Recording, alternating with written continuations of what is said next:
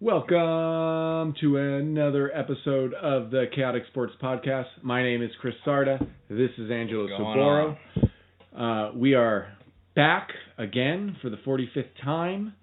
We're gonna 45th time? I don't know. We're always saying, "Hey, we're gonna be back and be consistent." I thought you said 45th episode. It might be like. Oh, we've had more than 45 episodes. I think we're in the episodes. 50th or something. Yeah, we're way more than that otherwise. We have lost episodes too. You can find us at Chaotic Sports on Twitter. You can find me personally at Chris Sarda. We have another podcast going on at Not Part of Your Scene. The videos and podcast, you can go look for that. I mean, what else is there to say except let's just get into it. I mean, it took us, like you said, we came back, so let's just do it before one of us leaves or something. Yeah, or someone dies or... I mean, we're here, exactly. This house is about to explode. Something's about to happen. Let's just start a podcast. Yeah, let's get the podcast. I could have a heart attack in any minute. I mean, something could happen. And this is just a great time of the year for sports podcasts because you have MLB playoffs. You have the NBA starting, so you have all the hope and the dreams of teams that think they can beat LeBron, and it's the first year. It's a great sports. You have the NHL just started. NHL just started, and then you're right in the thick of the NFL season, where you're starting to see how teams are playing, how they're looking, who's great. Did you mention baseball? I said MLB playoffs. Okay, so you're MLB, right. MLB is baseball. I know. I don't really. MLB is Major League Baseball. Your first 8 seconds of anything you say, I just don't understand. You zone out. So that you the just first thing you said was MLB. fill it in. So I heard like MLB baseball. I heard like you have. Yeah. And so they have we have all 4 major sports going right now. Yeah, which right we don't now, always have. All 4 major sports. I would say the other exciting time is more like what? June, like April, May, June time, because then you're in the playoffs for NBA and NHL. You have baseball starting, and you're excited about summer and baseball going. Maybe March Madness. And then football, you're sort of in the draft era. You're starting to think what your team's going to do, who they're going to play with. Yeah. So you got all that fun stuff. So it's like basically fall and spring are sort of the best. The weather right now where we are is perfect, and I think the sports scene. Well, where are we? I'm not going to give away the location. We're in Las Vegas. Everyone knows we're in Las Vegas. Every listener knows we're in Las Vegas. We're in Las Vegas right now. I'm not going to say exact location. I can't do this shit with your team that got knocked out of the playoffs and played embarrassingly. Oh, are you serious right now? Come on, Come on. I mean, when I'm getting my you should just have a Dodger flag up or something. I'm wearing it like my Latin flag. No, don't wear it. I should have a Dodger flag now. Anyway, so let's just get right into it. NBA has started. We got the first 2 games of the season yesterday. As we record this podcast, we won't talk about the games because it's them talking about it in the middle. But as we record this podcast, most teams are playing. Right.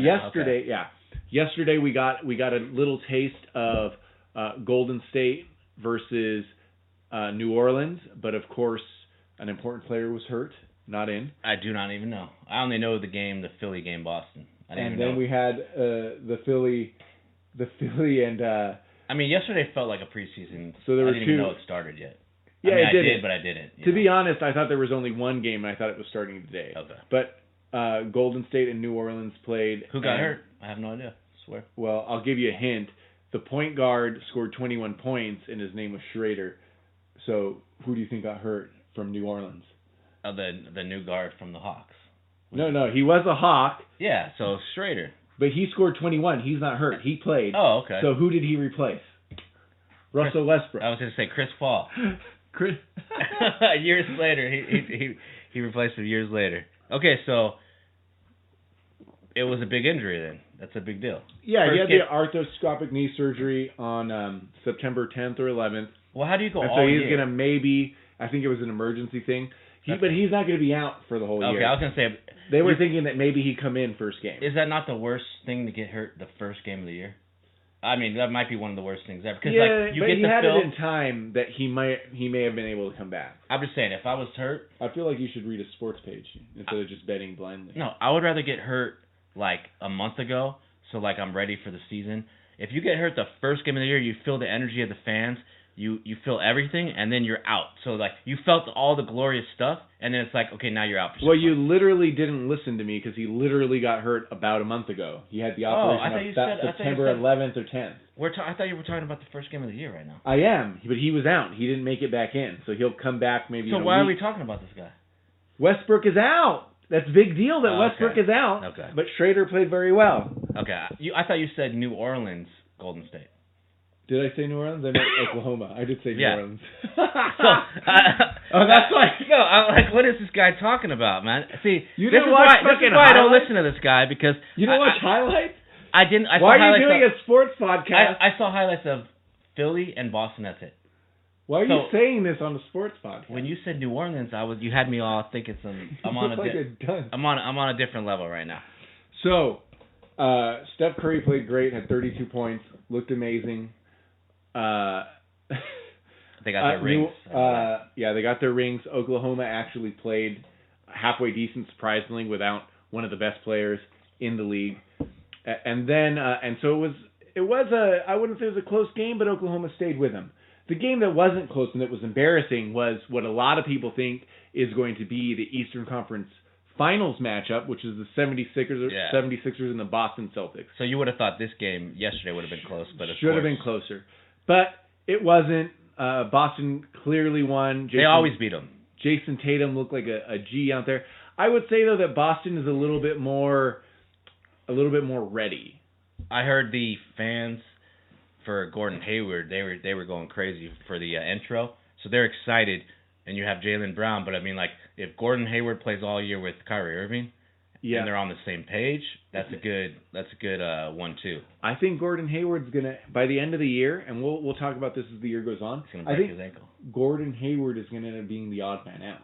No, because Jason Tatum might be the best player on that team, better than Kyrie. I mean, for the future, which will make Kyrie angry. Jason Tatum looks incredible. Okay, he's a very good player, but he's probably like the third best player right now on the team. But like for the future, for like 3-4 years from now, for sure. I think Irving and then Hayward are like 1A, 1B. That's what you would thought last year, but Jason Tatum I think is going to emerge.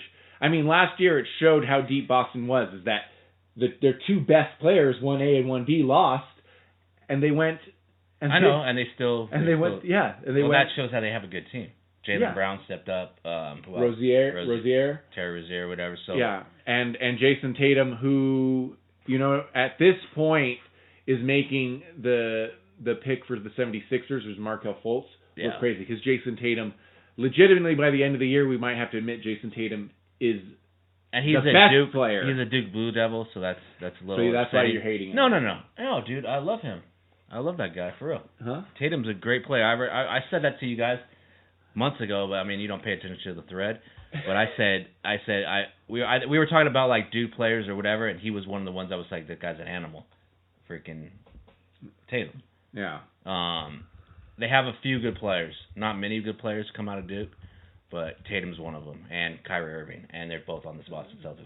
If you go from Duke to Boston, you're good. If you go Duke to Sacramento or Duke to Minnesota, you're going to be a nobody, or you're going to get in a car wreck, or you like to remind our Duke drugs. You like to remind our Duke friends that their team sucks. Kind of. Yeah. You have to remind them that what they put out into the NBA doesn't work out. Let me say one. Yes. I'm going to let you do your Duke. Let me just say one more thing about Boston. The most important player for the Boston Celtics is Jaylen Brown. Because if Jaylen Brown is throwing 20 a game, 8 rebounds, 5 assists, if he's playing to his potential, then you have like the best 4th or 5th player in the league, and then everybody else will obviously do good. So let me tell you who's backing Rozier, up. One of those two. One of the guys that's not noticed. Like, but Jaylen Brown is the starter. I know, but I'm saying he's not noticed as Irving or Hayward. We're talking about all these other guys. You're not hearing Jaylen Brown or Terry Rozier, one of those guys. If they step up, then that team's going to be very important. So what I'm telling you is there's a good chance that Gordon Hayward becomes the odd man out, and it's and what do you mean? The backcourt is Marcus Morris and Jason Tatum by mid-year. There's a good chance that happens. Marcus Morris is like 6'10". He's not a backcourt. All right, front court. Sorry, you caught me again. I'm sorry. Man, I'm thinking New England. What is going on today, man? I'm like, this guy is like. So there's a good. He's the world's largest point guard. I mean, this guy's incredible. It's Yao Ming as a point guard. So Marcus Morris in the front court. Okay. So there's a good chance that Gordon Hayward is the odd man out. Maybe what do you mean by odd man out? He's not going to play at all, or he's going to be on the bench? That he's either on the bench or his minutes are gonna drop down significantly because you're going to have a Marcus Morris, Jason Tatum, Al Horford front court. I mean, the only reason Gordon Hayward won't average like a crazy amount of minutes right now is because he's just coming back from an injury. No, he's healthy. He's healthy, ready to go. Well, he's healthy, but mentally he might not be healthy. I mean, he's still no. They're not going to throw him right back in. They're going to limit his minutes at first just to kind of ease him back into the league. So here's what I'm telling you. You're in 2016, 2017 thought. Like this is 2018 dude, I know thought. He's not on the Jazz anymore. And the Boston Celtics already showed that these guys have earned minutes. Rozier has earned minutes. So he's even going to eat into Kyrie Irving's minutes. Jason Tatum is going to... I'm making predictions now. Jason Tatum's going to emerge as the best player on the team. He's a great player. But you didn't give like $80 million to Gordon Hayward to sit on the bench. You didn't, except it turned out to work out. They didn't bring him over here for that. They brought him over here to hit threes, hit free throws, and to dominate. That's great. But it turned out he got hurt in 2017, and the rest of this team really came out. So did Irving, but Irving's going to play My too. original point, though, is this team is so deep, it doesn't matter who gets injured. There's a plug-and-play starter. Right? I mean, yeah. But there's a plug-and-play starter. If you want to dominate and compete against the Golden State Warriors in the finals, you better have Gordon Hayward and Irving and everybody on all cylinders. Right? So they're not going to play. They don't care. They want everybody to come together. There's a good chance by the time finals come around that those two forward positions are filled by Marcus Morris and Jason Tatum. Is what I'm saying. So I think there's a good chance. Okay, we'll see. It's a great team. Anyway, the original point is that a lot of people are calling. Don't worry about it. Just let it play. Let it play. No, it's not. It just stopped recording. No. Yeah, it's not recording, dude. Anyway, we were recording video. We were gonna put it up, and fuck it. I'm just gonna go back to record. Okay, go ahead, man. Anyway, so we'll see if we put this up if I can get it together. But what I'm saying though is that a lot of people are saying, or the common thread of thought is that it's going to be the Boston Celtics versus the 76ers, and that's a good matchup. And what I'm saying is Boston's so far ahead of the 76ers that it doesn't matter. And in fact, that the 76ers are actually much closer to Toronto level and even Milwaukee level. So in my head, this is the way the East is going to go. Milwaukee's going to take the next step. In my head, this is the way the East is going to go. Boston first seed. And then flip a coin between the 76ers and Toronto. And then Milwaukee's going to surprise a lot of people. Okay. So you said, I'll say no way in heck, or Milwaukee's third. They're going to be like fourth, fifth. So, but fourth, fifth to who? It doesn't matter. Fifth is a big drop off. They're going to be. Well, it doesn't matter because the Greek Freak is outstanding, but he can't do it all by himself. So I don't care. He's taking the next level. They're not going to be third. It's already a guarantee. The Boston Celtics should be first. It's a guarantee. Boston Celtics are 8-2 their last 10 times playing the Sixers. So they just dominate the Sixers. So they don't. It's their little redheaded stepchild. They don't even care about the Sixers. But the Sixers aren't. Well, they're not aged correctly yet.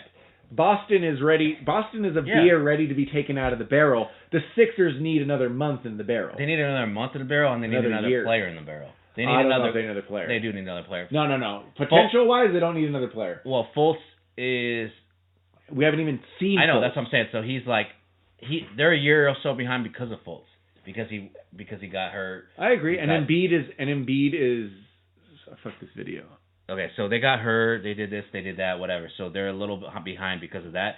So Embiid is behind. We got to see what Embiid does. Yeah, so they're a year or so away, a player away. I mean, I just don't feel this. And then your guy has another level to go. Who's that? Ben Simmons, yeah. So Ben Simmons has another level to go. Embiid has 2 levels to go, and Markelle Fultz has 3 levels to go. Simmons, I think, is at that top level about to this year. Well, he still's got another level to go. Yeah. So this year maybe or next year, a couple levels. But I'm saying when those players play to their to their potential, then they're right there with Then Boston. they're close. Then they're with Boston, close to Boston. This Boston team's their last chance. That team's going to break up next year. Okay, so the Bucks. Let's go to the Bucks because I think everybody thinks Sixers, Boston, and then obviously if Kawhi goes off in the playoffs, he could beat anyone. Yeah, he could beat anybody. He might throw up 40 points, 20 rebounds. He might do some crazy stuff. So the East, of course, is not as good as the West. So like the Sixers, we're almost both saying Sixers second, and we might say like fourth or fifth in the West. But who's in the East? Because I just don't think Milwaukee's pieces are that good. Wizards is the other Bulls, choice. Wizards. No, the Bucks are way better than the East is just Bulls. so bad because then you're naming like Nets, Knicks. It's all these teams that it's like. It is bad. Okay, this is how the Eastern Conference ended last year. Do you remember the exact standings? I pulled them up. Oh, you should. Celtics. Know it in your memory. I thought you knew. I don't have it in my memory. Celtics number 1 seed, Cavs number 2 seed, Raptors number 3 seed, Wizards number 4 seed. So it depends where you think about the Wizards. Hawks number 5, Bucks number 6. I'm saying the Bucks get up to 4, surprise someone. Okay, so the only team. Okay, so the Wizards are the team we kind of forgot about, and the Cavs obviously don't have LeBron James anymore, so they're going down. Gonna fall off. So the Wizards was a thing. Yeah, but the Wizards seem like they're a 4th seed, they missed the playoffs. They're a 4th seed, they missed the playoffs. You know what I mean? So and I don't know that they gotten any better. Who do the Wizards need? The Wizards need Anthony Davis. Everybody needs Anthony Davis, but I'm saying they need another player. All these teams need another player. The Bucks need another player. So right now, what you have, dude, it's actually not too bad. I want to compare last year's starters to Milwaukee. So you're naming a depth chart? Yeah. So right now, what you have starter-wise is you have Bledsoe as a point guard, Malcolm Brogdon as the shooting guard. That's okay. Chris Middleton, Giannis, Brook Lopez is the center. Brook Lopez is a little bit old. So do I think that team can beat the Celtics, can beat the 76ers? No, I don't. But I think that Giannis, and we're gonna transition now. Giannis is in the MVP talk. So we're gonna put Milwaukee on the table. We're gonna watch how they play and see who gets injured and you know what I mean, and see how that goes. We're gonna move into now the what we're gonna do is a common thing in our NBA talk. We're gonna talk about who are your top 3 MVP candidates. But we got to keep track of this because we've done this for years, but we never talk about it. Yeah, but every year and then every week or as we do it, I'll keep track of it. 3 months from now. As we do it, we will we'll be able to we'll be allowed to change every week based on how people are playing, who's the MVP of the league. So no, you only should be able to change due to injury. We'll compare your pre-year, but I want you to know who's going to be another guy's doing. Yeah, but it's going to be a really terrible piece of the show if you can't change. Just let me direct and produce. No, but I'm picking what I'm picking. I'm not changing nothing unless the guy I'm picking is hurt. Then I have to change. Yeah, but other than that, I'm not changing anything. Okay, listen. So the segment's already screwed because I'm not going to change anything. Yeah, and that's why it's dumb. That's why you let me direct and produce. But I'm just trying to tell you right now. You change. Don't yell into that. I'm not changing my guy. Yeah, just stay where it is. Too loud for you. My bad. You're getting me pumped up right now. Yeah.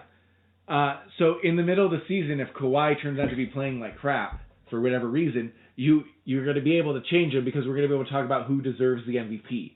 It's not about you guessing. It's about who you think deserves the MVP. And right now, since we have no games to play. Yeah, but. So I don't care. Let's just get into it. But Kawhi is going to be one of them anyway, so it doesn't even matter. But if he turns out to be playing like shit, or LeBron's playing like shit, then you have to come off. So go ahead then. Go ahead with your. You want to go with? So you give me your number 3. All right. My number 3 for what? The NBA MVP? Yeah, your third choice that's going to make the MVP. Ben Simmons. Dude. Because Ben Simmons. You're the worst. No, Ben Simmons might be the best player in his team. Listen, probably. yes he is. Ben Simmons might average close to a triple-double this year. That's how dominant this guy's going to be. Philly's going to be the number 1 or 2 seed. They're going to be talked about nonstop. And Ben Simmons is about to get up to that next level, so he's my number 3. And it's my list, isn't it? It's your list. Okay, so Ben Simmons, yesterday, Ben Simmons' first game of the year, he had like 15 points. He had about 15 rebounds and 8 assists or something. So he basically had in a losing situation. Well, we're not talking about records. I'm saying he played that well. Yeah. In a losing. So what I'm trying to say is he is going to reach the next level, and Ben Simmons is an unbelievable passer. He's one of the best passers I've seen for that height. we're on some Magic Johnson level right here. He sees. Careful, dude. Hey man, he sees everything. Don't say crazy shit. Hey, what is he? 6'7"? He's a big guy. He's a dominant player, and I think he's going to reach the next level, and that's why he's my number 3 for the MVP. So this is bad podcasting because we don't want to talk about the middle. The Pelicans are beating the Rockets by like 20 points right now.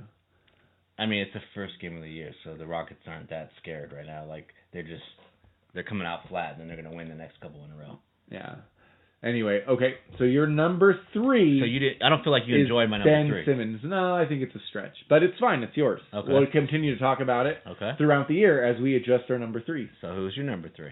And it'll be better when we actually have stats to argue about your number 3 being that way. Okay. My number 3 is the one, the only, the occasionally healthy Anthony Davis. Okay. As my number 3. And Anthony Davis, for all the obvious reasons, he is a beast. He is what Joel Embiid wishes he can be, what Joel Embiid's potential can reach. He's that 7-footer that can shoot threes, that can rebound, that actually has control, and of course blocks because they're a 7-footer, and can take over a game because he can do a lot all over the court, plus has that size. So my number 3 is Anthony Davis. The only reason he's down at the bottom, there's actually 2. One, how injury prone he's been in his career, and then number 2 is that he sort of gets off the radar because he's not on a great team. I was just about to mention that. And people care about that. I was going to say the best player in the league that nobody talks about. Absolutely. Because he's top like 4 or 5 players in the league probably, but you don't really hear his name all the time. Yeah, absolutely. And it's because the team loses. It didn't work out with him and Boogie Cousins, but the league is not built to have 2 bigs. And that's exactly why he's going to go play with the Lakers or he's going to jump off. He's going to go to another team. Him and Kyrie go. He might go to Toronto. He might play with Kawhi. He might go. He's going to do something. So we'll see. But the being injury prone is a huge thing. Yeah. He's missed a lot of games. I think he played a lot of games last year, but in his career that's been an issue too. Okay, so that's a good number 3. Anthony Davis is my number 3. Number 2. Okay, my number 2, standing about 6'7". Do you know who it is? Stop touching all this. Do you know who it is? At 6'7"? Maybe he's 6'6". It's Ben Simmons again because you're just such a homer with your dynasty. I'm gonna say he's 6'6", whatever he is. He's a lefty. I'm giving out clues right here. He's the hardest guy to guard in the league. You don't know who that is? James Harden. Okay. A lot of players, if you asked them, 6'5", 6'6". A lot of players, if you asked them, they would say James Harden is the hardest guard in the league because he has a lot. He can go left, he can go right, he could shoot, he could take it to the rim and dunk on you. And he was last year's MVP. Okay, well James Harden is my definitely. And I love the choice because I'm a Rockets fan, and obviously the Rockets were just a hair cunt away. hair. Don't say that, man. Let's not. You can't say cunt hair? You cuss all the time. They were a cunt hair away from winning. They missed 27 3-pointers in a row, which is just an absolute fluke. Why after 22 they were winning 3-1. They were winning the series 3-1, and Chris Paul got injured in that mix. So, I mean, everyone's just talking about how much of a shoe-in Golden State is. They literally should have gotten their ass kicked by the Rockets. It was headed that way to get their ass kicked. It was close. And then just a ton of bad luck just fell upon the city of Houston. So Harden can light it up every night. So I love your Harden choice. I do have this thing where I think that they don't always pick the guy that, because there's a lot of guys that might deserve it. They don't want to do back-to-back to nobody? They do back-to-back to like the transcending players like the LeBrons. Or if you have no choice, like Curry or, Durant maybe. But Harden is like one of those guys that, he's just at that height of his career. So I want to see Harden. Harden is definitely my guy I want to see. But I feel like he's on your list, but not number 2. Yeah, he's not on my list at all, actually. Wow, that's pretty interesting. My number 2 is the Greek Freak. And the reason is that he was actually very close to being the MVP last year. Everything about him says that as great as he was, in every facet, he's going to get better. He could be better. And the minute he gets an outside shot, the minute he works that into his game, it's not going to happen. He's good, dude. No, but I'm saying he'll never be a good outside shooter. No, he only has to be good enough. He only has to be able to take him sometimes. Yeah, his advantage is being a freak. Which is like taking but the problem is that you can give him room because he's going to go to the rim. So when he gets that outside shot, the world ends. Basically, is what I'm saying is that when he gets an outside shot, then he's only 4% defensible right now. He'll be almost 0%. So he's trying to get closer to Anthony Davis. Anthony Davis. Anthony Davis doesn't have his handles. No, but Anthony Davis can shoot a little bit. So for a big guy, that's why he's hard to guard. For the shooting part, he wants that. But Anthony Davis does not have Giannis's pure athleticism, and that meets in the middle with a length. Wow. And Giannis was close to it last year. He's my number 2 choice on the Bucks. He's called MVP. Has a player from the Bucks ever won the MVP besides Joe Jabbar? Didn't he win MVP? I don't know if he won it on the Bucks. Oh, okay. I don't know, but I'm saying you don't get a lot of MVPs from the Milwaukee Bucks. No, you don't get a lot of MVPs, but he deserves it. You get a former MVP who is the coach of the Bucks. A future MVP. And a future MVP? A future MVP who goes to the Lakers. Okay, so you get a lot of that, but you might not get the guy that plays on the Bucks. So my number 2 is Giannis Antetokounmpo. Okay, that's kind of like a dark horse. Kind of. Maybe not. It's not a lot of people's dark horse, dude. He's a lot of people's... That guy's going to be the best player in the league. I think he might be one of the best, like, dynasty. Fantasy-wise, dynasty. Fantasy-wise, not be the MVP. He's one of the guys that does everything. I mean, and we talk about what he does on offensively. I mean, he shuts people down. He's a good defender, too. Yeah, rebound. And he has room to pick that up. Okay. You know what I mean? It's as good as he is, as great as he is already, he can improve at it. That's my number 2.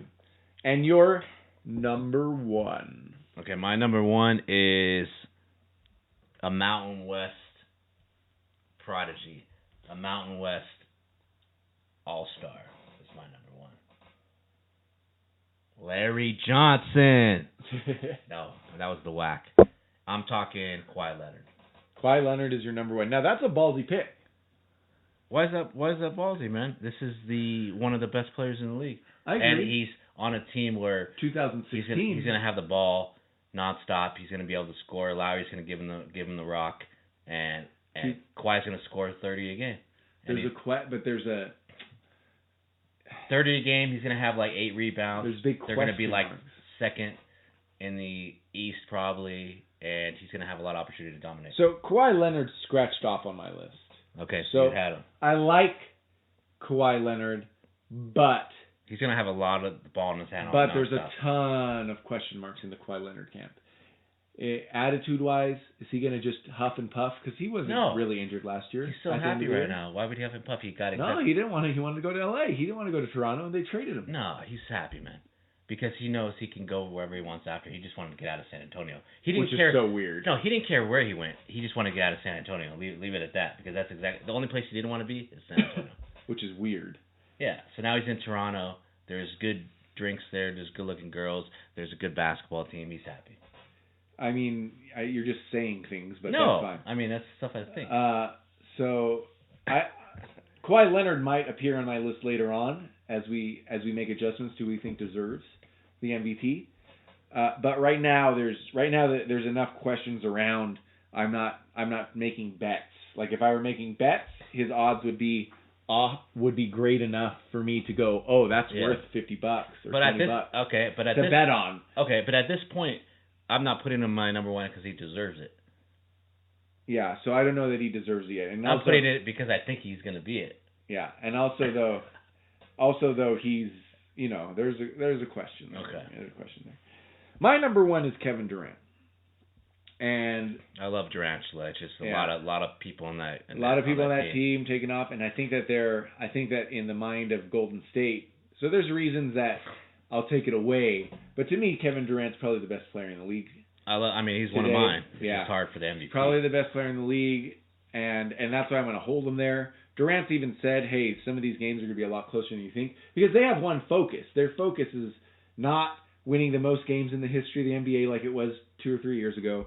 It's not one person getting the MVP. What's their focus? It's not all-stars. It's back-to-back-to-back.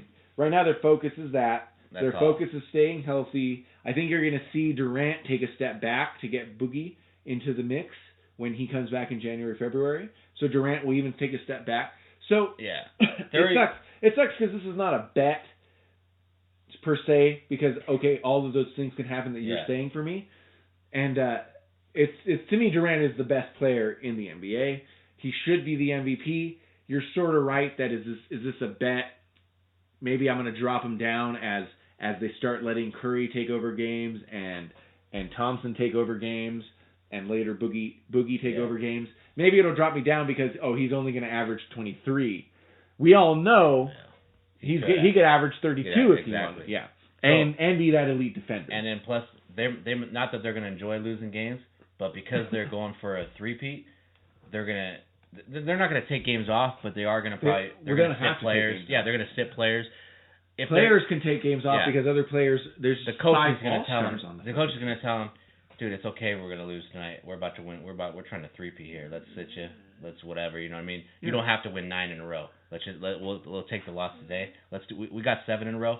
Let's just lose. But see, that sounds like a LeBron situation where LeBron is clearly the best player on the team and he needs to take time off so he's ready for the playoffs. In the case of the Golden State Warriors, Durant can take a game off and not play that well, but you still got Thompson and Curry just launching threes. They can still go for the win, yeah. So it's interesting. So I put Durant. I know that I agree why I wouldn't bet on Durant from the things you say. There's too many people, too many things going on that they have a focus. Yeah. But Durant is the best player in the league to me today. If I was gonna bet that what team will have the most players on the dream team on the next USA basketball team, I would bet. Well, if they all accepted, right? That's a good bet, right? Yeah. I mean, what's another team that would even be close? None. 0 teams would be close. Every other team would have one or two. The Celtics have a bunch of guys that could be all-stars. That's it. But that's not the all-star. Hayward maybe if he wasn't hurt. That's not the all-star. You mean Irving? Yeah, Irving and maybe Hayward. Like Hayward possibly could have been. I'm telling you, Tatum is probably the best player on that team. So Tatum might be on the dream team then. Is what I'm trying to say. Not the dream team, but the USA basketball team. Well, I would say that team has a ton of all-stars too, just not to the level of USA basketball. Stop touching the fucking USA basketball, dude. Not to the level of the Golden State Warriors. Yeah, okay. Is what I would say. Okay. We're actually going to skip Rookie of the Year. Let's pick top 3 to win championships. So this is really a top 3 and 2 because we both think Golden State Warriors are going to win. That goes without saying. I mean, in my head, they're more likely to win than any other team. Okay, so we'll get to 1 in a minute, and we'll just scratch it off. Your number 3 team to win the NBA championship. Boston Celtics. So you're going to have a standard number. What do you mean a standard? My number, I think that ours are just going to be... I mean, because I think Boston's going to be in the finals. So if you're in the finals, you're going to have a chance to win it. So number 3... But I'm just saying I know what your number 2 is because it's my you number probably 3. do, but I'm saying... It's my number 3. If Boston's not on your team... My number 3 is the Houston Rockets. My number 2 is Houston Rockets. Yeah. I gave it away, but I mean... So, and then my number 2... Is Boston? Is Boston. So it's the same thing because they're going to be in the finals, so of course they have a chance to win it. Yeah, and I think this is Boston's... Really, I don't think Boston looks exactly like this next year. I think Irving leaves. No, Irving already said he's going to stay. I mean, it doesn't mean he is going to stay, but he did say... He basically told the whole media that he wants to stay in Boston. Of course, it doesn't mean he's going to stay, but he wants to stay. He said, I feel like he's being honest about it. Yeah. So, well, I mean, but you always say that. I don't think he's going to be there next year, but that's unimportant right now because the season just started. We have all year to talk about that. So we... You forgot what you were saying, right? Yeah, we're talking about the most likely teams win the finals. So the reason I dropped it, the reason I put Boston ahead of the Rockets is because I think that the Rockets actually adding Carmelo Anthony is great, except why do you have to add an aging scorer when you have the best scorer in the NBA? So you lose. I think they lost 2 big role-playing pieces in Ryan Anderson and Trevor Ariza, is what I'm saying. So I think Trevor Ariza and Ryan Anderson, although they were just role players on that team last year, were important because you didn't have to think of them as scorers or as being offensively minded because you had the best scorer in the league, and I'm not going to say he's the best point guard in history. I'm going to say he's the smartest point guard in history. I mean, he's one of the top point guards in history, top 10, 15, whatever he is. Maybe 5, but definitely the smartest point guard. The guy that Chris Paul could retire tomorrow and immediately be a head coach, is what I'm saying. He's that smart. Yeah. Now, let me just say, for Houston's standpoint, you add Carmelo because in hopes that you might get 40 games of USA basketball Carmelo. See what I'm saying? Like, dominating Carmelo. You also add him because dominating, and then he's only be playing 20 minutes. Exactly. Then you add him because Harden could take some breaks, and maybe Carmelo can take over a few games, get some W's, like close out the game, and Harden could get some minutes rested. Then you add him because it didn't cost you nothing. So it's like, and that's you nice. That's why it and is. that's nice, and it fixes. I think that people were saying that Harden actually was tired during the playoffs. He's playing too hard, tired. They didn't spend nothing on Carmelo. That's fine too, but I still think that they lose something. Here's what I'm saying: the Rockets really couldn't afford to lose anything defensively, and they did. Okay. And they did. From what, Ariza? Ariza, I mean, Anderson wasn't good. Not a great defender, but they took it was Trevor Ariza.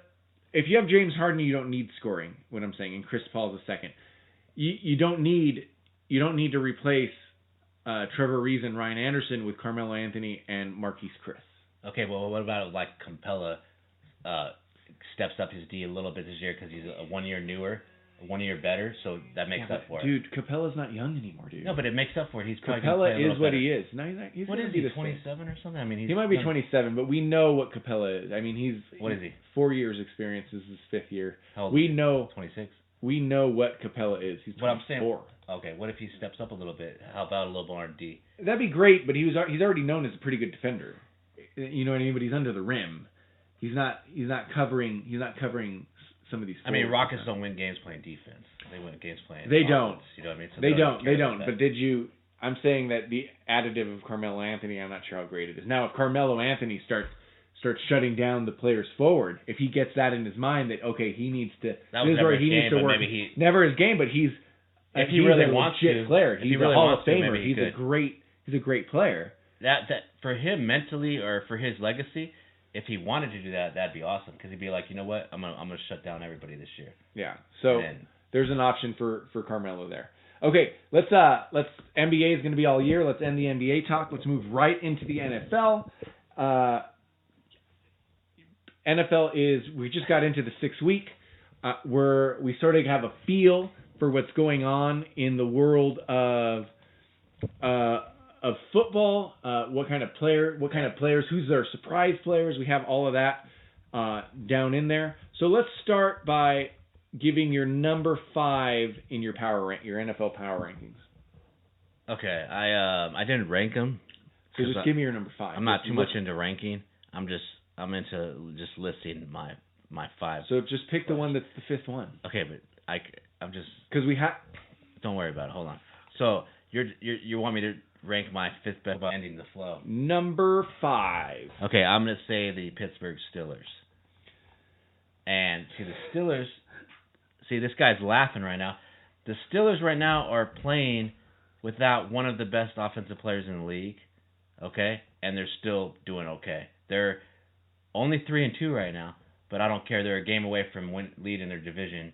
3-1. They're one of the best offensive teams in the league, and they're playing without one of the best offensive players in the league. So they're in my number 5. James Conner is dominating. Antonio Brown's about to break out. If Le'Veon Bell did come back to the Steelers and they played Conner and Brown and Le'Veon Bell together, and what a good 1-2. But it's not a running. It is. It doesn't matter. They could make it. Le'Veon Bell. If you don't pay attention to Le'Veon Bell and James Conner, Antonio Brown is going to light him up, and he's going to get. Yeah, but when Le'Veon Bell comes back, James Conner goes to 5. No, he doesn't. Touches. No, less than 10. No, they're gonna just constantly move him in and out, and the defense won't be able to take a break. That's my feeling if Le'Veon Bell does come back to the Steelers. My number 5 is the Broncos. No, not even close. But joking. It is the right division. Is the Los Angeles Chargers. Is number 5. I think that they're getting a little bit overshadowed because how good the Chiefs have been and how good Patrick Mahomes has been. But my number 5 is definitely the Chargers. I think that Phillip Rivers is having a career year in a career that he's had career years and no one's cared about. I think he's averaging career high average yards somewhere around 9 or 10, and he's not. Gordon is Melvin Gordon's becoming one of the elite players in the league, and he's also throwing a lot more touchdowns and interceptions. That ratio of touchdowns and interceptions is much higher. The only thing really is because early in Phillip Rivers' career, he actually made it to the AFC Championship a few times and would choke in the playoffs. Yeah. So he will probably have the opportunity. He's going to have to go in through the wild card route. He's going to get one more shot to choke. One more shot to choke, essentially. Probably will go into the wild card route, but here's what I will say. Patrick Mahomes has surprised a lot of people. No one had seen him before. There is more of a chance that Patrick Mahomes has a drop-off in the way that oh man, I forgot the running back for KC. Running back for KC. Kareem Hunt. But in the same way that Kareem Hunt started having issues middle of the season, I feel there's a better chance of that to happen, and where I think that Phillip Rivers is going to continue to play consistently, and so long as Melvin Gordon stays healthy, he will continue to play like he's playing. So my number 5 is the Los Angeles Chargers sneaking in. That's a sneak pick. Yeah. I mean, because a lot of people are forgetting about the team, but they just have a lot of good players.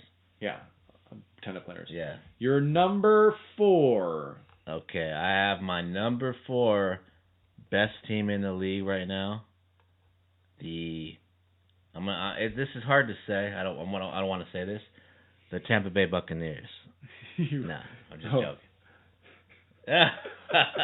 Everybody's like, what? No. If the video kept working, their video broke down. And if the video kept working, I would have went. Yeah, I want to get this guy's visual, his face expressions. Yeah. My number 4 is the Saints. Okay. New Orleans Saints. Okay. The Saints are like 4-1 right now, or 5-1 or something. They're like leading their division. Yeah. Drew Brees is playing great. Kamara is still not doing as good as he might do in the next couple weeks. So you got. But he's there. Yeah, he's playing good. But I'm saying he's probably going to do a little better. I just think that obviously the Saints are just a very good offensive team. They're going to win a lot more games, so they're one of my top teams in the NFC. Okay, my number 4 is the New England Patriots, and I have them at number 4 because I don't know how real practiced they are. We saw them get their ass handed to them by Jacksonville. They put up some trash points at the end, but Jacksonville was knocking them around. Detroit also knocked them around. They're missing a lot of their offensive players. Detroit also knocked them. It's Detroit. They're probably be 4th place. Detroit knocked them around, and then they went and came in and beat the shit out of Miami. But Miami is a newly good team with a quarterback that I feel Belichick probably could just decide to rape at any time. Yeah, I just have a hard time you saying that. Right. And then after that it was Indianapolis. And then they beat Kansas City, but it was gun show. No, but no team would have beat Kansas City on Sunday night except for the Patriots. Yeah, but how could you put them number 4? But that's because no team would have beat them on Sunday night. But in the league, no other team would have beat them that night. But them beating them was just the way the coin fell for the clock. Because whoever had the ball, last ball, that's what you in this game, whoever had the last ball, because all they were doing was scoring on each other, and that's why they're number 4, because the defense is so suspect. I mean, and a lot of good teams can score a lot of points on them. Now, of course, they're in the AFC. The defense is suspect, but like Kansas City's offense is so good, so it made their defense look a little worse. But their defenses looked really bad against a lot of teams. Indianapolis has been playing like shit, put up 24. Miami, it's offensive lead. Everybody's scoring anyway. It is, but they're especially bad on defense. That's why I bring them down to number 4. And I know that'll make you mad when I tell you my number 3. But it's fine. I'll let you go to your number 3. 4 is a little interesting, but it's your list. Yeah. And you might change that. You might change later. This is the mid-season list, right? Yeah. Week 7 list. Who's your number 3? Okay, my number 3 is the Chiefs. Okay. Now, the Chiefs have one of the best offenses in the league. Second best offense besides the Patriots, probably. Steelers is good offense. No, I think they're probably the first offense. Okay. They're the top offense. They have a crappy defense, I think, probably. Yeah. But their offense is so good that they're going to win like 9-10 games without even trying. Hunt hasn't really broken out yet. Mahomes might have a couple bad games coming up soon. I bet you I'm going to say they're probably going to lose like 2 in a row soon, and then they're going to win like 5 in a row after that, and then they're going to win like 10, 11 games, get to the playoffs. So whoever they play, I think they're going to lose a couple in a row soon. And then people are going to be like, oh, the Chiefs. I didn't know that we got a 21-game season. What you said? Well, no, they still have. There's 10 games left. Okay, so they so have what's their remaining record? They have one loss. There's 10 games left. Yeah. Okay. So I just said they're going to lose a couple in a row, and then they're going to win like 5 in a row. Okay. I mean, so whatever it is, I'm just saying you're going to hear some negative about Mahomes, and then all of a sudden he's going to just break out again, and then they're going to lose. I mean, they're going to win like 5 in a row to the end of the season or something. Yeah. Anyway, so your number 3 is Kansas City Chiefs. My number 3 is Are we doing like the what list is this again? The best colors, best colored, or the best mascot? What are we doing? My number 3 is also the Kansas City Chiefs. Oh, okay. I was confused because I was like, because I knew you were going to get mad at me because I'm actually still rating the Kansas City Chiefs above the New England Patriots, even though they lost to them last week. But my problem with that is that they lost to him in a gunslinging battle where easily the Kansas City Chiefs could have come in ahead. I think that the Kansas City Chiefs are 5-1 and had a very difficult schedule. I believe that they have one of the top 5 easiest schedules from here on out. They lost to a Hall of Fame player that happened to get the ball against their shitty defense. So to me, the Kansas City Chiefs are still the team to beat, and I think that the Patriots can get a little more exposed because the defense is that bad, and and I don't even want to talk about because I know that we're going to talk more about the Patriots in a minute with your list. So I'm going to leave the Patriots. No, I mean you don't have to leave. So I put the Kansas City Chiefs at number 3. Okay. I put them above the New England Patriots, not because I hate Tom Brady. I love the New England Patriots. Yeah. Not because I hate Tom Brady, but because I think that think that the New England deserves the win, but that game essentially was a tie. All you know when you come out of that game, I mean, is that if Kansas City's fault for scoring so quick. I mean, if Andy Reid, I mean, anybody would have known if you score too quick, Brady, if you get the ball Brady with a minute or two left, you might lose the game. They scored too quick. I mean, it's not that hard to know. So let's say that. But if they played this week, I'm saying that odds would be probably pick 'em. Yeah. You don't say you don't give. They did odds would be whoever's at home. Yeah. I'm just saying. They literally lost by the home field advantage amount. Both defenses are suspect, and if you're gonna beat the New England Patriots, you're gonna have to beat them in a gun show. You're not gonna beat them. The Patriots are gonna put up points. Well, here's what I'm saying though. If your defense was a little bit better, they probably would have won by a lot. Because this offense actually has been held back. The Kansas City Chiefs offense has not been held back. No, but the Patriots offense hasn't been held back when they're all full. When you have Josh Gordon is about to break out because he has 3-4 weeks in the team now. Gronk. You have Josh Gordon. Michelle is blowing up now. Gordon wasn't there when they scored 20 against Houston. They just got Julian Edelman back. They scored 20 against Jacksonville, and those 20 were without Julian Edelman, without freaking Josh Gordon. Sony Michel has 4 or 5 weeks in the lead now. You're not going to beat New England without scoring 30 points. And they have an easy road, like they've had all of Tom Brady's career, so they could just march in. So that part I agree with. They're probably going to be in the fucking Super Bowl again. They're still number 4. Okay. Still number 4 because I don't know that they beat the Chiefs if they played next week. I think they would beat them. If they didn't, it was just Belichick. Even better. Well, that's hypothetical. Because Edelman's getting back into the offense. They have all these guys. Who's your number back. 2? If you fucking New England's number 1? The Rams is my number 2. New England is your number 1? Yes. The Rams are a full team. No, the Rams is mine. Is this my list or your list? Your list is so... Okay, the Rams are probably going to play the New England Patriots in the Super Bowl. Okay? They're the second best team in the league, in my opinion. You have the best running back in the league, Todd Gurley. Yeah. You have the top 6 or 7 wide receivers, Kupp. You have a great... quarterback. They might be the best. You have Goff. You have a great coach. The defense is good. They have the defense loaded up on free agents. They have a bunch of good veterans on the defense. The defense is great. Yeah. This is why they're better than the New England Patriots. Well, no, this is why they're number 2. But they don't have Tom Brady. They don't have Belichick. They're number 2. But they have the best running back in the league who's talk. I feel like you're not even. I feel like you're thinking of like decade. No, I'm thinking you're about feeling this year. A decade. No.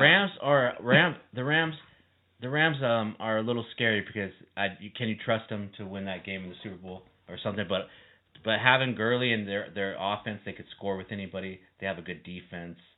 They're probably going to be one of the best teams in the league for the next like 3-4 years. Yeah, for a while. They're set up. My number 2 is the New Orleans Saints. And the reason I think the New Orleans Saints are number 2 is because, number 1, Drew Brees is better than Tom Brady in every facet. Okay, because Super Bowl rings are for a team. New England is better than New Orleans, but Drew Brees is better than Tom. Okay, but we're not. You didn't come up with your number 2 based on Super Bowl rings or not, did you? No, I didn't. That's why they're number 2. Yeah, but I mean, I didn't come up with mine because Super Bowl rings. So yeah, you did. No. So Drew Brees has better weapons. No. Okay. Drew Brees has better weapons. I'd rather have the Sonny Michel, Alvin Kamara or the Alvin Kamara and Ingram than Sonny Michel and James White or X. Ooh, that's hard. That's a very good one too. It's not hard because the 2 running backs on number 1, they've been in the league for a couple of years, so there's no rookie mistakes happening. They don't have weird Belichick shit happening, and they both have a role as running backs. And Drew Brees loves that. All you did is give Drew Brees a bazooka and a fucking rocket launcher. Okay, but talk about a bad defense. The Saints gave up like 50, 60 points to like 2 or 3 different teams. They're like the worst defense in the league. I mean, but so what do you say about that? They're scoring like beasts. And I think that defense is still better. They're in a little bit tougher division. They play a little bit tougher teams. I think that defense is still better than New England's if they were to play each other. I think the Falcons scored 60 on them when they played the Saints. Yeah, but the Falcons are fucking legit. I know, but the Falcons scored 37. Tampa Bay scored 40, but that was in Fitzmagic moments. Yeah, I mean, the Cleveland Saints are on my scored list 18. too. New York scored 18. Washington scored 19. So it's coming around. They're actually, I think that these teams, even though some of them aren't, New York is not that great. Actually, they're the last place in that division. But I think that this is a harder route. I think they have a harder route. I think the NFC is tougher to play in day to day, and their division comes out to fucking kill them than what happens with Tom Brady. Okay. That has players letting him go because they know the Tom Brady rule. No, dude. Letting him go to rush into the end Rodgers zone. all year this year. Rodgers gets the shit kicked out of him. Every quarterback this year, they've been calling penalties. You haven't heard all the news. I'm talking about Tom Brady's career. No. I'm talking about his life and the way we're talking refs specifically treat him. this year. It's those calls have been happening all year, and it's driving people nuts. That's great. I don't like it. That's great. Aaron Rodgers gets hit harder. People don't touch Tom Brady. They've been calling it on Rodgers and all the quarterbacks this year. Great. All the guys have been getting flagged nonstop for hitting the late hits. That's great. For freaking whatever. It's on another level for Tom Brady. No. Anyway, my number 2 is the New Orleans Saints. And your number 1 is? My number 1 is the New England Patriots with Tom Brady. The worst defense in the league, except for maybe the team that they're going to beat in the NFC Championship when they just march right in. The Saints D's have got to be worse. But anyway. It's not, though. So the Patriots have to be my best team because they were one of the best teams, and then they just added Josh Gordon, Julian Edelman just came back. Gronk can still go up a level or two because he hasn't really done that much yet. Sonny Michel, you got James White. They have all of a sudden they have like the most weapons in the league. Like the weapons that I like. Gronk is the best tight end in the league, or Kelsey. Which is funny because now people are admitting it because all they said is like, "There's no one around Tom Brady. He has to do everything himself. He has all these weapons." No. Chris Hogan is I like said there was nobody receiver. around 4 or 5 weeks ago when there wasn't. Josh Gordon wasn't there. Edelman wasn't playing. They weren't playing Michelle. Right now they have all their weapons right now. They're going to be a hard team to beat offensively. Go back and forth. Obviously the Chiefs found that out. It's like the Chiefs have one of the best offenses in the league, and the Patriots went head to head with them. New Orleans have given up the 7th least yards. Okay. 7th least yards. But the second most points. I mean, that can just happen randomly from the first whatever. team. Anyway, so what the Patriots have shown me so far, and all their pieces are coming together right now. Middle. I have to feel like they're one of the best teams in the league right now, and they're my first. So, not by much over the Rams, but the Patriots are my first best team. So your New Orleans defense stuff was just in your head. No. By the way. No. In case you were wondering. So you said they're in the middle defensively. Yeah. So New England has given more points. Okay, by how many more? 12 points? Not much. I mean, I'm by sure 8. Okay, 8. 8. So, and they played Kansas City, so I'll give you that. Okay. But they're not the worst defense in the league. Okay. And they're one of the best by yards given up. My number 1 is Los Angeles Rams. I think that there are way too many weapons there. I think Jared Goff is just going to get better and better every week. I think that Todd Gurley is the best running back in a long, long time. I mean, the only person that could come near him, I think, is Le'Veon Bell right now. And Le'Veon Bell, in his career, has just had trouble getting on the field, whether it's contract, whether it's weed, or whether it's injuries. Yeah. I think that they have a real good receiving core that we even had a taste of, really. We haven't even really had a taste of, like, Cooper Kupp's hurt, so he'll be out in a few weeks. But the Cooper Kupp, Robert Brooks, Brandon Cooks, who's the tight end there? I forgot. There's like a bunch of weapons that we haven't really had a taste of. Their tight end is insignificant. It doesn't even matter. Their tight end's insignificant. They don't even go to him that much. So there's a bunch of guys there that we actually haven't even tasted their level of potential yet on that team.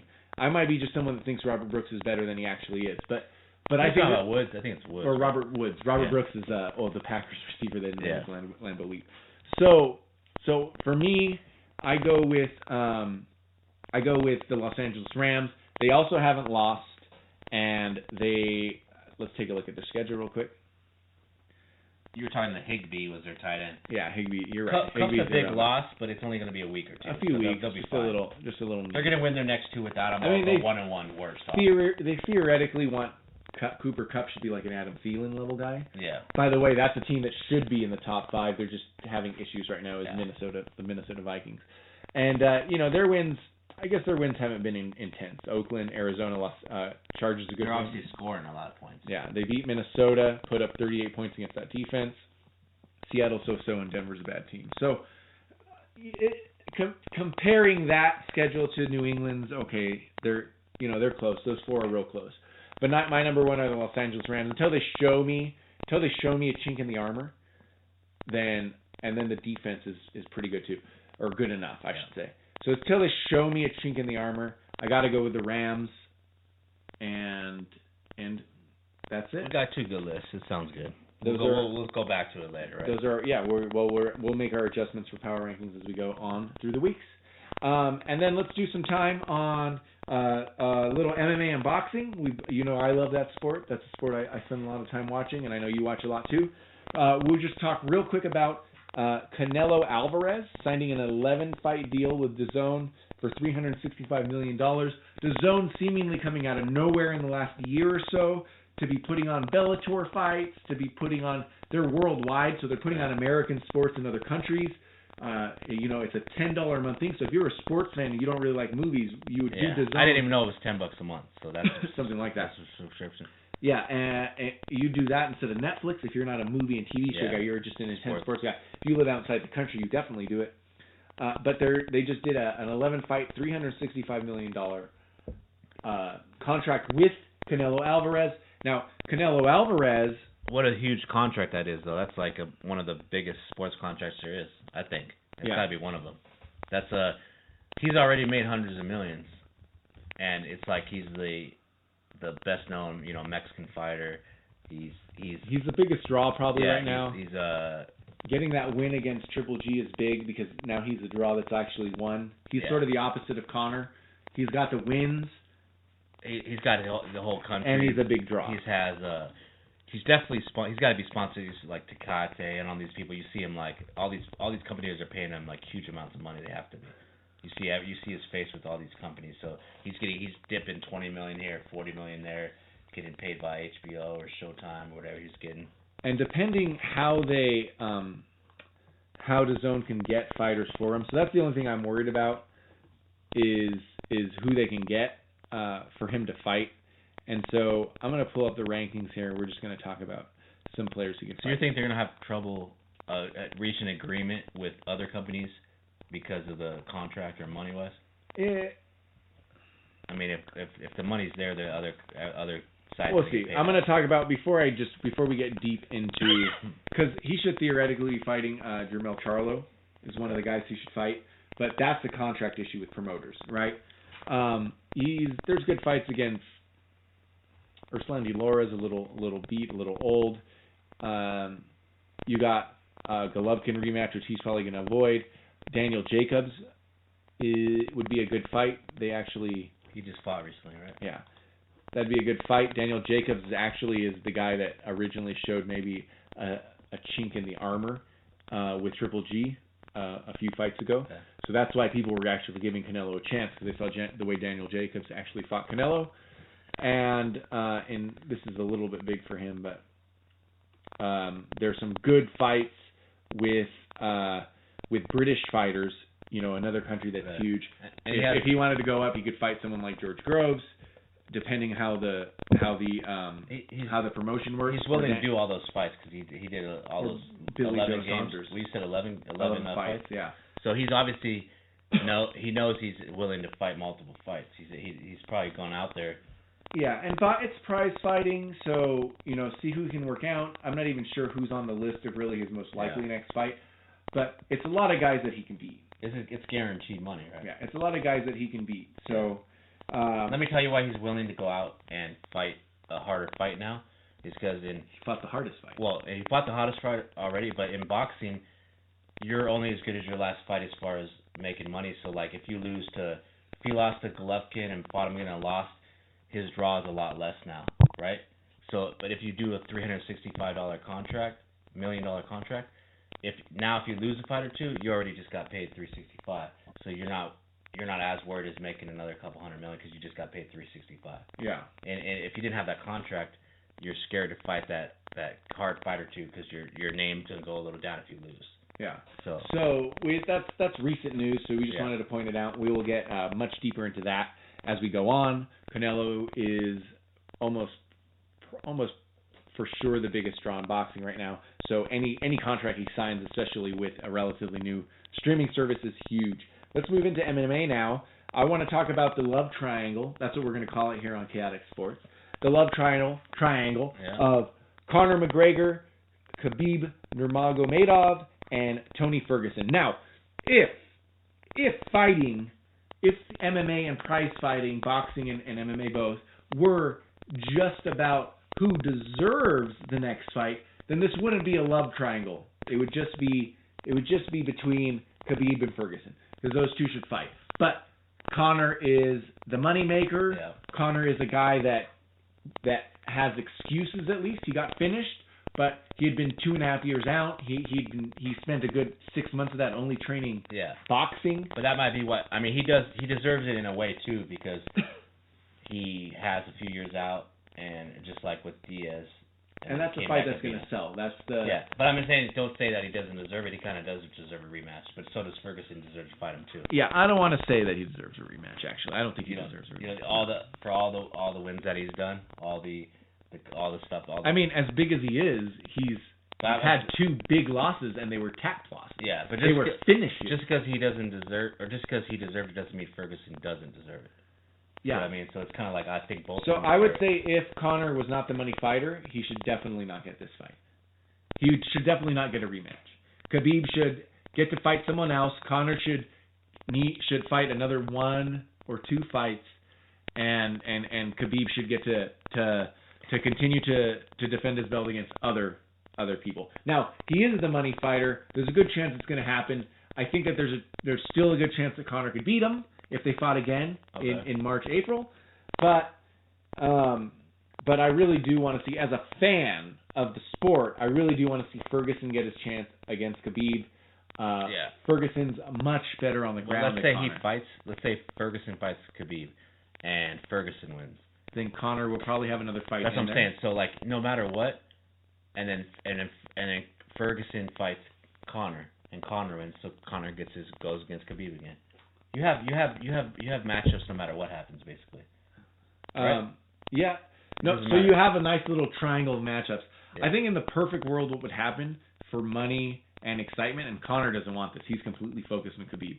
I think what the perfect situation would be is that you get Khabib gets to face Ferguson, and then you give Conor the Nate Diaz rematch at 155. Nate Diaz and Conor, 155. This way it doesn't look like shit. He wants actually the trilogy with Nate Diaz. Nate Diaz now has made so much money that he's got fuck you money from his 2 Conor fights. So they both want the trilogy. Nate really just wants money fights now. He doesn't actually want to fight. So this way, it's fair enough that someone that got finished doesn't just get to walk in. When Tony Ferguson actually was the champion, was the interim champion, got hurt, and they stripped him because they want to make every pay-per-view a championship fight. They couldn't have Tony Ferguson sitting on the side as an interim. Yeah, he wasn't doing coke in the bathroom when they stripped him. It wasn't an ethics violation. He just got it taken away for no reason. Where there's fighters that have gone more than a year and not been stripped. Yeah. No, Bones Jones is stripped. So the fighter I'm thinking of... they stripped him because he did something bad. Yeah, the fighter I'm thinking of that was more than a year and wasn't stripped is Dominic Cruz. Okay. It took them a long time to strip him. They stripped Tony really for no reason. So what if Nate Diaz wins? Beats Conor again and whatever, this or that? Does Nate Diaz get a chance at one of these big dogs? If he did, I would think he does. He's a big draw, too. He's a big draw, too. He's in the mix. He'd get in the mix, but I mean, he's going to get his ass kicked by those 3, I think. Really? He's been out of it, too. Nate Diaz is one of my favorite fighters ever. Yeah. My favorite fighters to watch, can get in your head. I want to see him on a card with Nick Diaz, too. I want to see the Diaz Nick back. on the card, you know. But Nate's been out longer than Conor has. Nate has not fought since he fought Conor. Conor at least been in the boxing ring and training, you know. Okay, so what if Khabib beats Ferguson or handily or whatever beats him, and I think they make the Conor fight no matter what. I think the way it works out in life, if they decide to go Khabib Ferguson, I think he fights Conor no matter what. I think Conor gets the next fight. Okay. I agree. I would rather see Ferguson Khabib now, and then maybe Conor gets his stuff together, gets a little more focused. I mean, he was out promoting his whiskey and not even probably 100% focused on. He was focused on the fight. Conor does not unfocus. He was out of it, rust, and he's just not to the level on the ground. I mean, I thought Khabib was going to win, so I wasn't surprised. But what I'm saying is, you don't think Conor has any chance against Khabib? No, I didn't say that. I say if they fight again, I think he has a slight chance. So that's why I say if they fight again, he still has a chance to win. And that's why I would like to see a rematch. But I want to see the Ferguson first, maybe. That's what I'm saying. So they could, but Conor, I don't know that they just put Conor on the shelf with a loss and they just let him fight. So Conor has some good choices for action fights that are winnable. So Conor could fight Nate Diaz, which he wanted the trilogy. I don't know that they convinced Conor to do this, right? But he could fight Nate Diaz. He could fight Dustin Poirier, which that might be fight of the year. Unless they if they fought Kevin Lee. They might Kevin Lee. Them, you know? He could fight Kevin Lee. Yeah. Edson Barboza deserves it, but he won't fight that. And then he'll never fight Justin Gaethje. I got too far down on the list. Fight any... But there's a whole bunch of action fights that are winnable for Conor. Then the UFC's can be a little bit easier. Okay, you deserve the champion, Conor. Well, they might convince him when they say, you fight this one fight, you get your rematch with Khabib. Because, Conor doesn't want to go out. Said. Yeah, Conor doesn't want to go out with not fighting Khabib. So he might have to fight one more fight to do that. Yeah. I don't know that they want to... If the UFC had it their way, Conor might not allow this because he's just so focused on Khabib. Yeah. Immediate Conor might... I mean, I'm saying that there's just good fights with Nate Diaz. That's just a money fight, number 3. Nate's not even ranked right now. And then Dustin Poirier and Kevin Lee. If Conor got to fight them, those are things that he might win in one round. Although not that Dustin Poirier and Kevin Lee aren't great fighters and could win. They could win too. They could beat Conor. Conor is now, if Conor fights them and loses, his draws a little really down. Falls down. And that's the one reason why it falls down. It falls down significantly. But he's not afraid of them either. Yeah. And those are 2 stand-up fights, by the way. Conor McGregor against Poirier and Conor McGregor against Kevin Lee are probably stand-up fights where Conor really wants all fights to happen. Yeah. So you basically got this love triangle. Not sure what to do with Conor because Conor's the million seller. Conor's the seller.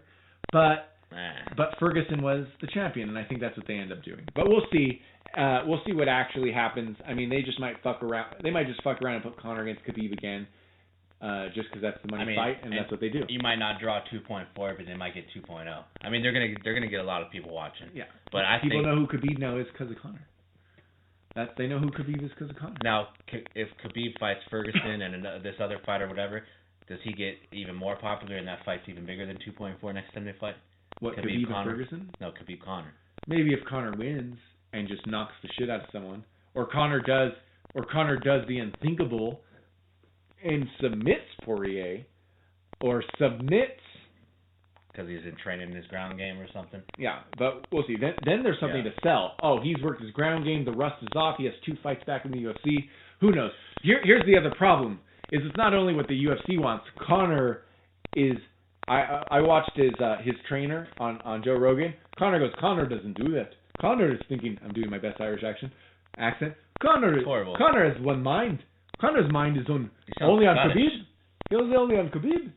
Well, it might be Scottish, but he should be Irish. He was like that with Nate Diaz. Immediate rematch. Yeah. I mean, it was like... All he could think about was the revenge match. Yeah. Anyway, so that's the love triangle there. Let's go to an interesting fight that they put together. I think they just really needed a fight for this card because everyone hated what they moving Shevchenko up.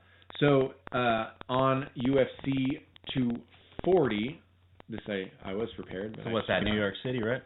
Or where's it at? In Madison Square Garden. Okay. The new...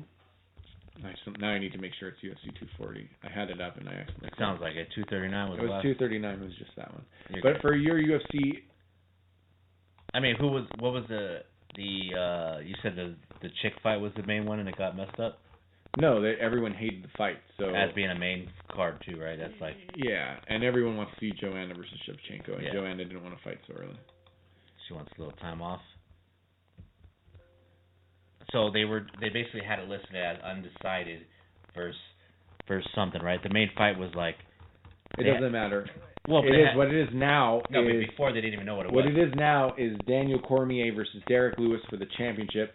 Now, this is sort of a funny fight because I think that we all want to see it. I know I want to see it. But it's going to probably be one of the odds-wise, it's probably going to be one of the widest.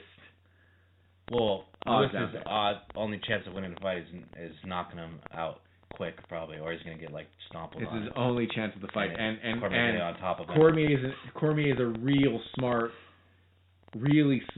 with a stand-up, and knows that he can tire out Derek Lewis. I think a good chance this fight is just really boring with him sitting on top of Derek Lewis for the whole fight, sort of punching him out, getting Derek Lewis tired.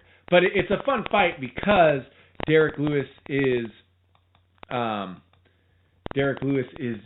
just my favorite fighter. He's my favorite fighter in the UFC right now. So I feel like Derek Lewis is to you your Mike Tyson of old. Like you want to see him maybe knock him out. Other than that, he's not going to do nothing. Yeah, not that he's dominated like Tyson. It's really just his attitude, dude. He's so funny, taking off his shorts. He called Travis Brown. He just called out Travis Brown as a woman beater. Okay, so you just like his great Instagram. He's just a fun guy, and he's just that dry panning humor I love. And he's a knockout king. He's a.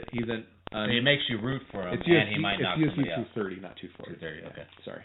And he just knocks you the fuck out. So he's my favorite fighter for those reasons.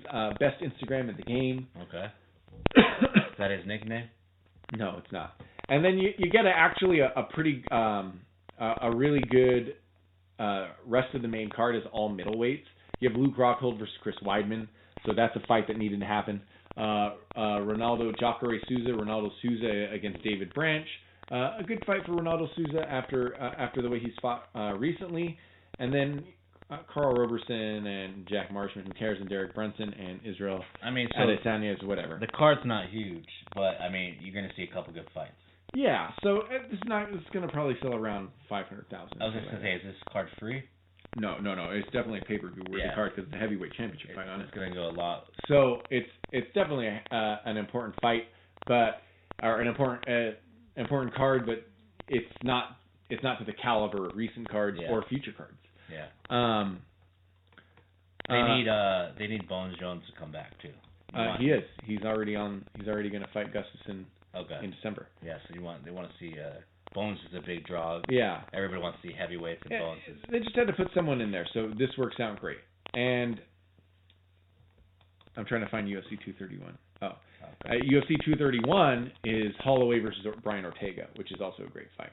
So Brian Ortega coming off knocking out Frankie Edgar, which is a big deal. And Holloway has been one of the most dominating guys, right? He's been winning nonstop. And that would be a great McGregor fight, by the way. Yeah, Holloway is one of those guys that could...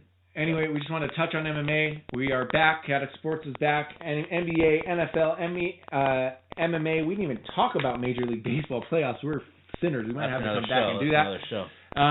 Nonstop Sports It was chaos, right? So we forgot about the NBA or the. Find us at Chaotic Sports on Twitter. You can find me personally at Chris Sarda on both Instagram and Twitter. Listen to our other podcasts. You got Instagram, man? Listen to our other podcasts at Not Part of Your Scene. Thank you guys very much for listening. Like us on YouTube. Please comment. Find us or like us on iTunes. Do something. Like us on iTunes. Find us on YouTube. Listen there. Comment there. Thank you very much for listening, and have a wonderful night.